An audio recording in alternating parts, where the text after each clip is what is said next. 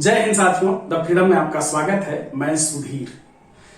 साथियों, एक नई श्रृंखला शुरू कर रहा हूं। छोटी सी श्रृंखला होगी लेकिन बेहद ही महत्वपूर्ण श्रृंखला होगी। इसका नाम है सेनापति की शहादत। सेनापति यानी चंद्रशेखर आजाद, HSRA के सेनापति, हिंदुस्तान सोशलिस्ट रिपब्लिकन आर्मी के सेनापति चंद्रशेखर आजाद। उनकी शहादत को लेकर के ढेर सारी अलग अलग तरह की कहानियां हैं, तो वो जानना जरूरी है कि दरअसल हुआ क्या था। और इसमें हम उन बातों की चर्चा करेंगे जो वास्तव में क्रांतिकारियों ने लिखा है अपने संस्मरण में। इस घटना से जुड़े लोगों ने, जो चंद्रशेखर आजाद के निकटस्थ साथी थे, जो उनकी शहादत के दिनों में इलाहाबाद में थे, या जिन्होंने उनके अंतिम संस्कार में भाग लिया था, या फिर जिन लोगों ने चंद्रशेखर आजाद की शहादत के लिए जिम्मेदार, जिसने गद्दारी की थी आजाद के साथ, उस व्यक्ति को सजा देने वालों में शामिल थे। चंद्रशेखर आजाद के साथ गद्दारी करने वाला का नाम जितने भी क्रांतिकारियों ने लिखा है, इस पर चंद्रशेखर आजाद के निकटस्थ साथी विश्वनाथ वैशंपायन, जिन्होंने चंद्रशेखर आजाद की सबसे प्रामाणिक जीवनी लिखी है, वो शामिल हैं। रामचंद्र मुसद्दी, जो कानपुर के रहने वाले क्रांतिकारी थे और चंद्रशेखर आजाद कानपुर में सबसे अधिक समय उनके यहां रहे, वो शामिल हैं। सुखदेव राज, जो चंद्रशेखर आजाद के समय अंतिम क्षणों में साथ थे, जब चंद्रशेखर आजाद और नॉट बाबर के साथ, ब्रिटिश पुलिस के साथ मुठभेड़ हुआ, उस समय वो सुखदेव राज साथ थे। उनका जो कुछ भी संस्मरण है इस पर, उस दौरान जिन लोग जो प्रत्यक्षदर्शी थे, उन लोगों ने जो कुछ भी लिखा, नॉट बाबर ने जो अपनी रिपोर्ट लिखी, पोस्टमार्टम की रिपोर्ट जो है, उनकी शहादत को लेकर के अखबारों में उस दौरान जो कुछ भी छपा था, इन सब चीजों को हम लोग देखेंगे। या फिर जो क्रांतिकारी दल के और जो उस मामले से जुड़े हुए लोग थे, हम लोग इस वीडियो में, ये पहला वीडियो है सेनापति की शहादत श्रृंखला में, इसमें हम लोग देखेंगे कि मुख्य रूप से चंद्रशेखर आजाद के साथ गद्दारी किसने और कैसे की। चंद्रशेखर आजाद 27 फरवरी 1931 को शहीद हुए थे। इलाहाबाद में, जो प्रयागराज कहलाता है, वहां अल्फ्रेड पार्क था उस समय, अब उसे शहीद चंद्रशेखर आजाद पार्क नाम दे दिया गया है। वहीं पर मुठभेड़ हुई थी और उसमें चंद्रशेखर आजाद शहीद हुए थे। 27 फरवरी से पहले क्या हुआ था? कानपुर से इलाहाबाद इसलिए मैं कह रहा हूं कि वो तब इलाहाबाद ही हुआ करता था। आपको अच्छा लगे आप प्रयागराज भी समझ सकते हैं, जो आज नाम इसका दिया गया है। तो कानपुर से इलाहाबाद चंद्रशेखर आजाद उस समय आए हुए थे और बातचीत उन लोगों की चल रही थी अलग अलग मुद्दों पर। चूंकि उस समय दल पूरी तरह से छिन्न भिन्न हो चुका था, बहुत सारे दल के लोग पकड़े गए थे, उसमें से कई गद्दार बन गए थे। खास करके कैलाशपति के पकड़े जाने पर स्थिति बहुत अधिक खराब हो गई। वो जब पकड़ा गया तो उसने दल के बचे खुचे जितने लोग थे, या दल का जहां जो कुछ भी दफ्तर वगैरह या काम चलता था, या जहां लोग ठहरते थे, सबके बारे में उसने अंग्रेजों को जानकारी दे दी थी। तो कैलाशपति के गिरफ्तार होने के बाद बहुत ही अधिक मामला बिगड़ गया था। चंद्रशेखर आजाद ने दल भंग कर दिया था। सभी बिंदुओं पर विस्तार से चर्चा होगी। हुआ क्या था, सदा इसको कैसे और किसने गद्दारी की थी, इस पर। जिस गद्दार का नाम आता है, जो क्रांतिकारियों ने लिखा है, चंद्रशेखर आजाद के साथियों ने जो कुछ भी लिखा है, उसके आधार पर, और सोशल मीडिया पर तो बहुत सारे चीजें चलती हैं, लेकिन जो दस्तावेज बता रहे हैं उस हिसाब से हम लोग बात करेंगे। उस गद्दार का नाम था वीरभद्र तिवारी। नाम संभवतः आपने सुना होगा, जिन लोगों की रुचि क्रांतिकारियों को जानने में है। वीरभद्र तिवारी के बारे में सभी क्रांतिकारियों ने एक मत से कहा है कि उसने गद्दारी की थी, और उसने इस बात को माना भी था। कुछ क्रांतिकारियों ने यह भी दावा किया है, जिसमें विश्वनाथ वैशंपायन भी शामिल हैं। वीरभद्र तिवारी भी कानपुर का रहने वाला था और बहुत पुराना क्रांतिकारी था। काकोरी षड्यंत्र केस जो चला था, उसमें भी वीरभद्र तिवारी पकड़ा गया था, और बड़ी ही संदिग्ध हालत में वीरभद्र तिवारी को उसमें रिहाई मिल गई थी। लोगों ने पूछा था, क्रांतिकारियों ने जानना चाहा था कि तुम कैसे रिहा हो गए, तो उसने कहा कि कुछ टेक्निकल जुगाड़ करके रिहा हो गए हैं। इसमें मनमथ नाथ गुप्त ने लिखा है अपनी किताब में कि उसकी रिहाई को लेकर के मैं बहुत परेशान था और मुझे बहुत ही संदेह हो रहा था। मैंने अपना संदेह पार्टी के क्रांतिकारी संगठन के दूसरे लोगों को भी बताया, लेकिन मेरी उम्र कम थी, बाकी सब लोग सीनियर थे। मेरी बातों को किसी ने भाव नहीं दिया, लेकिन मुझे ये हमेशा बना रहा भय कि ये जो है वीरभद्र तिवारी वो गद्दारी की वजह से, मतलब अंग्रेजों के साथ मिल गया है, इसीलिए उसको छोड़ दिया गया है। तो HRA जो काकोरी एक्शन के समय जो संगठन था, बाद में वो भगत सिंह के समय में उसको फिर से पुनर्गठित करके बनाया गया था HSRA, और HSRA बना तो उसमें भी वीरभद्र तिवारी शामिल हो गया।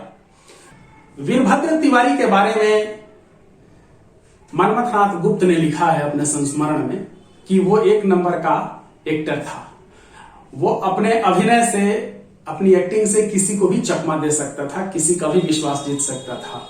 वो कुछ भी ऐसा दिखाता था, वो पल में हंस सकता था, पल में रो सकता था, वो गिड़गिड़ा सकता था, वो विश्वास दिला देता था। बहुत जबरदस्त तरीके का वो एक्टर था। दूसरी ओर चंद्रशेखर आजाद बहुत भोले थे। वो आसानी से लोगों पर विश्वास कर लेते थे और उसे सच समझ लेते थे। विश्वनाथ वैष्णव पाया ने लिखा है कि दल की उस समय ऐसी स्थिति हो चुकी थी कि किस पर विश्वास करें, किस पर नहीं करें, ये तय करना बहुत चंद्रशेखर आजाद के लिए मुश्किल हो गया था। अधिकतर लोग पकड़े जा चुके थे, भगत सिंह वगैरह को सजा सुनाई जा चुकी थी, ये भगवती चरण वोहरा शहीद हो चुके थे, कई साथी जो पकड़े गए वो गद्दार हो चुके थे, और बाकी सभी लोगों को जो गद्दार बन चुके थे वो गिरफ्तार करवा रहे थे। जहां कहीं भी अड्डा था क्रांतिकारियों के छिपने का, या जो लोग क्रांतिकारियों की मदद करते थे, उन सब की गिरफ्तारी हो रही थी तेजी से, और बहुत स्थिति खराब हो चुकी थी। उस समय एक नियम बनाया चंद्रशेखर आजाद ने दल के लिए कि कोई भी जो भी पार्टी का आदमी है, क्रांतिकारी दल से जुड़ा हुआ आदमी है, खास करके जो सक्रिय सदस्य है, उसे कम से कम एक एक्शन में जरूर भाग लेना होगा, कम से कम एक एक्शन में। और उसी समय योजना बनी। पैसे की जबरदस्त कमी, किल्लत चल रही थी, किसी के पास एक रुपया नहीं था, सभी एकदम मोहताज थे। छोटी छोटी जरूरतों के लिए भी, खाने रहने के लिए पैसे नहीं थे। तो ऐसी स्थिति में कानपुर के कुली बाजार में एक कच्ची घानी तेल की आढ़त थी, वहां डाका डालने की योजना बनी। खबरी क्रांतिकारियों का कोई था, उसने सूचना दी थी कि वहां 25-30 हजार रुपए मिल जाएंगे। उस दौर में, ये 1930 की बात है, वहां पर पैसे मिल जाएंगे। और उसमें कहा गया वीरभद्र तिवारी को कि तुमको इस एक्शन में शामिल होना है। वीरभद्र तिवारी अपना दिमाग लगाया और उसने ये किया कि उस समय गांधी का आंदोलन चल रहा था और उसमें शामिल होकर के और वो जेल चला गया। वो उस एक्शन को अंजाम दिया गया और उसमें करीब 3000 रुपए मिले थे क्रांतिकारियों को। बड़ी रकम तो नहीं मिली थी। साथ में अखबारों से यही पता चला था कि उस डाके में एक आदमी की मौत भी हो गई थी। तो वीरभद्र तिवारी गांधी के आंदोलन में शामिल होकर के चला गया फैजाबाद जेल। फैजाबाद जेल में उस समय रह रहे थे रामचंद्र मुसद्दी। याद रखिए, रामचंद्र मुसद्दी चंद्रशेखर आजाद के बहुत बड़े शुभचिंतक हैं, ये पहले भी हमने कहा।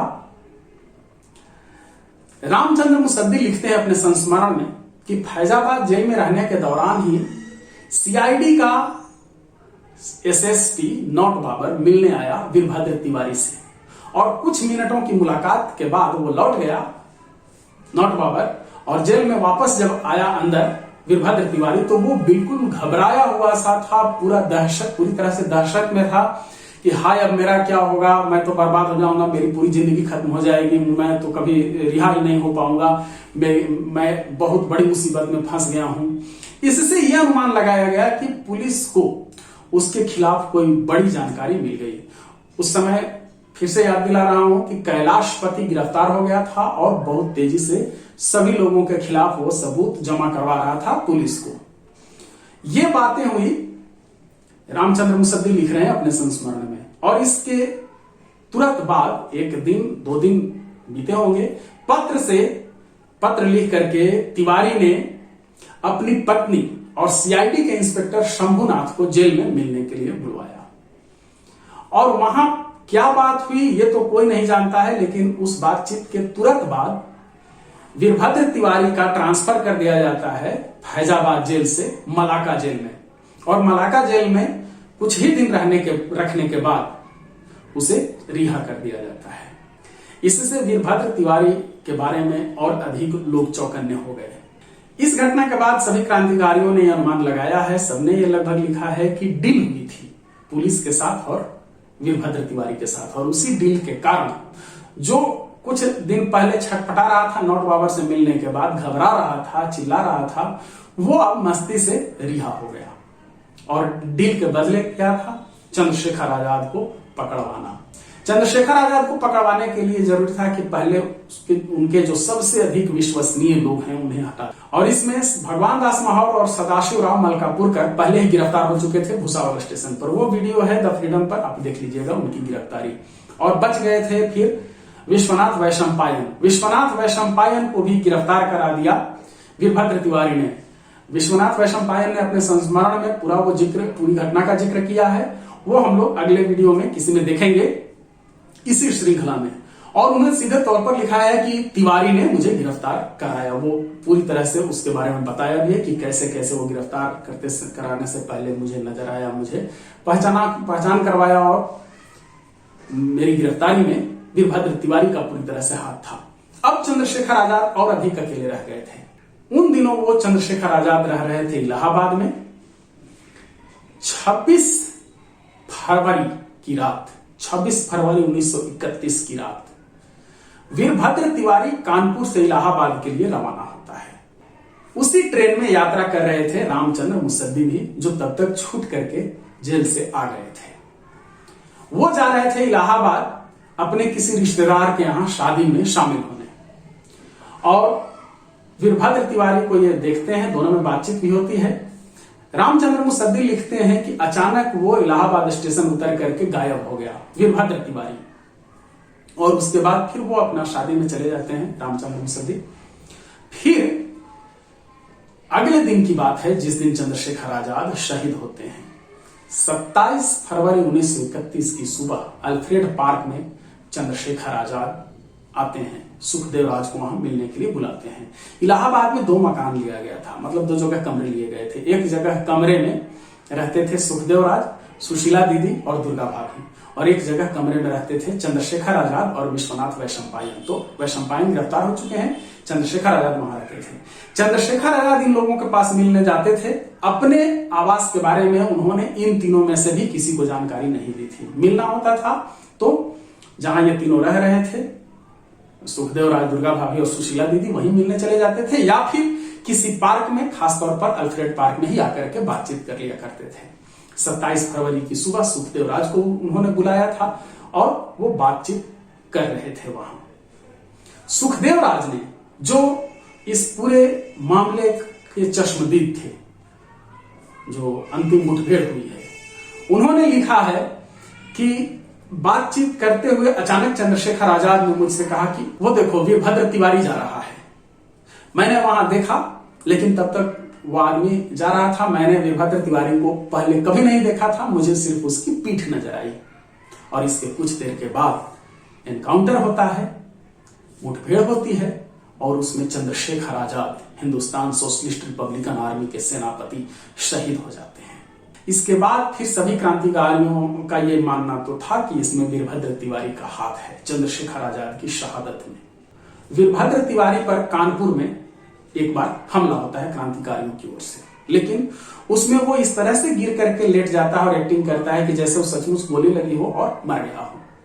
जिन लोगों ने गोली चलाई थी उन्हें लगता है कि ये मर गया, और वो फिर चले जाते हैं, वहां से निकल जाते हैं, और वो उठ करके खड़ा होता है, उसे कुछ नहीं हुआ था। लेकिन ये इतना करता है कि अब वो वहां से कानपुर से चला जाता है उरई, और उरई में वो अब बड़ा आदमी बनने लगता है, जिला बोर्ड का अध्यक्ष बन जाता है। गद्दारी का इनाम उसे अंग्रेजों से मिलता है, और उस इनाम के परिणाम स्वरूप अब वो वहां का बड़ा आदमी बनता है, ठाठ से अपनी जिंदगी गुजारने लगता है। वहां पर बदला लेने पहुंचते हैं, उसको मारने पहुंचते हैं उरई में। जब क्रांतिकारियों को पता चलता है कि उरई में रह रहा है वीरभद्र तिवारी, तो उसे मारने पहुंचते हैं रमेश चंद्र गुप्त। रमेश चंद्र गुप्त को हम लोग बहुत कम याद करते हैं, या बहुत कम लोग जानते हैं, जबकि उनकी भूमिका इस हिसाब से बहुत बड़ी थी कि बहुत कम उम्र के थे, छात्र थे, कॉलेज में अभी दाखिला ही हुआ था, और उस समय उन्होंने अपनी जिंदगी, अपनी जान पर खेल करके और वीरभद्र तिवारी को मारने का फैसला किया। वहां वो उस गोली मारते हैं, लेकिन वहां बच जाता है वीरभद्र तिवारी वहां भी और पकड़े जाते हैं रमेश चंद्र गुप्त। रमेश चंद्र गुप्त ने इस घटना का पूरा संस्मरण लिखा है, वो हम लोग अगले वीडियो में देखेंगे कि कैसे कैसे क्या हुआ था। अभी हम लोग देखते हैं कि उरई में इसके बाद एक बार क्रांतिकारी दल के सक्रिय सदस्य काशीराम पहुंचते हैं वहां। 1938 या 39 की बात है, उन्होंने अपना संस्मरण लिखा है काशीराम ने। उसमें वो बताते हैं कि मैं उरई पहुंचा, मेरे साथ मोहनलाल गौतम थे, किसानों का कोई सम्मेलन हो रहा था और उसी सिलसिले में ये लोग पहुंचे थे। उरई जाने पर पता चला कि भाई यहाँ ही वीरभद्र तिवारी है, तो मैं मिलने चला गया वीरभद्र तिवारी से उसके घर पर। पत्नी ने दरवाजा खोला और बुलाया वीरभद्र तिवारी को। वीरभद्र तिवारी ने मुझे देखते ही कांपना शुरू कर दिया और बहुत ही घबरा गया। उसने कहा कि जल्दी यहां से चले जाओ, मुझे डर लग रहा है, तुम लोग कुछ कर दोगे, मुझे बहुत घबराहट हो रही है, प्लीज यहां से तुम चले जाओ।